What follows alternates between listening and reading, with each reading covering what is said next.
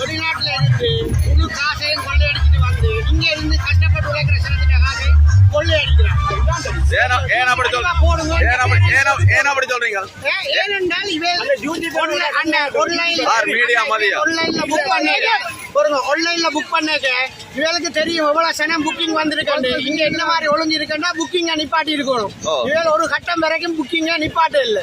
அப்ப சனம் தொடர்ந்து புக் பண்ணினது அவைக்கு தெரியாமல் ஒன்றுமே நடக்கல. இவ்வளவு சனத்தை கூப்பிட்டவைய ஒரு இடத்துல ஒழுங்கான ஆர்கனைசேஷன் முழுக்கப்பல.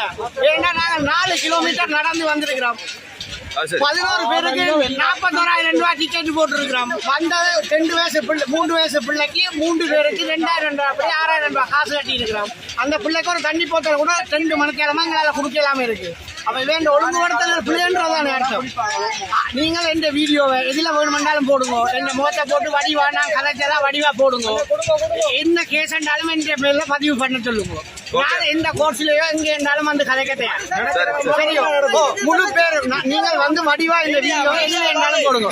வெளிநாட்டு காசை கொள்ளையடிச்சு கொண்டு வந்தது பத்தாமல் ஊர்ல கஷ்டப்பட்டு உழைக்கிறாங்க காசு எல்லாம் இது பகல் கொள்ளை. நீங்க தெளிவா இந்த வீடியோ எதுல இருந்தாலும் போடுங்க. இங்க வந்து ஒன்றுமே சாப்பிடாம நின்று கஷ்டப்பட்ட சனத்தின காசுகள் எல்லாம் ரிட்டர்ன் பண்ணும். வந்து